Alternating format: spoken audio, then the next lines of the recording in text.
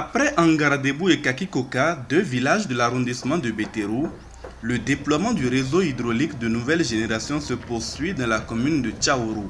L'Agence nationale d'approvisionnement en eau potable en milieu rural passe à l'action dans l'arrondissement d'Alafiarou. Ici, deux châteaux d'eau s'apprêtent à sortir de terre. Étape cruciale donc, la réception et le contrôle des conduites. Là, nous faisons une réception technique des conduites qui vont être posées dans le cadre de cette adduction d'eau. Il y a des normes qui sont prescrites dans les cahiers des charges. Donc nous vérifions donc, la longueur pour chaque tuyau. Nous vérifions l'épaisseur, les normes de fabrication et puis la date de fabrication pour voir si c'est des tuyaux récents, si ce n'est pas des tuyaux qui ont été entreposés depuis très longtemps que nous réceptionnons. Ça fait un peu plus de 30 km. C'est des tuyaux PVC, pression nominale 10.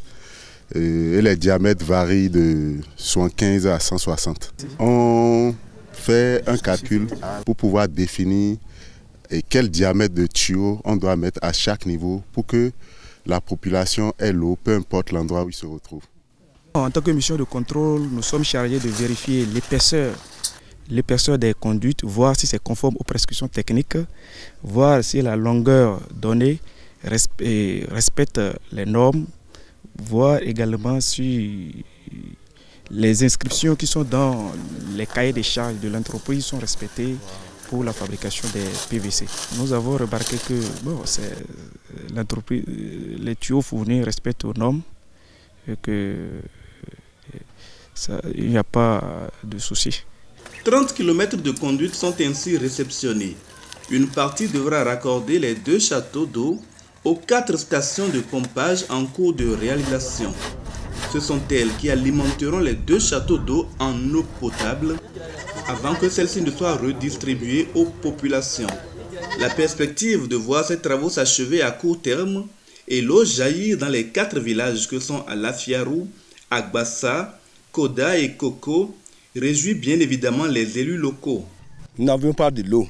Et bon, ils ont fait des pompes, chaque fois les pompes là se gâtent. Et bon, on a soulevé à faire de l'eau.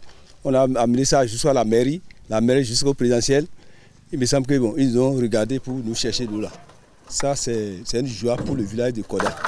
Parce qu'on remercie bien notre président qui est sur le pouvoir à l'heure actuelle. Parce que ce qu'il nous a fait, on ne sait pas. En tout cas, nous sommes trop contents sur lui. C'est une équipe qui était venue devant moi même. Ils ont sillonné, ils ont vu qu'il y a de l'eau dans le village. Sinon, c'est techniquement, ils ont trouvé ça. Nous, on vivait, on restait sous, on ne savait même pas qu'il y a l'eau dedans. Quand le moteur a démarré, j'ai vu effectivement qu'il y a de l'eau. Parce qu'ils ont fait 4 jours, 5 jours là. Et l'eau passait, seulement. Maintenant, j'ai vu que, comme ça a débuté là, à la fin là, je sais que tout serait bien pour tout le village. C'est que le gouvernement est bon pour moi. Château d'eau, station de pompage, fontaine, concrétisation de la vision de développement partagé et équilibré du chef de l'État. C'est bientôt la fin des difficultés d'approvisionnement en eau potable pour les habitants de Tchaourou.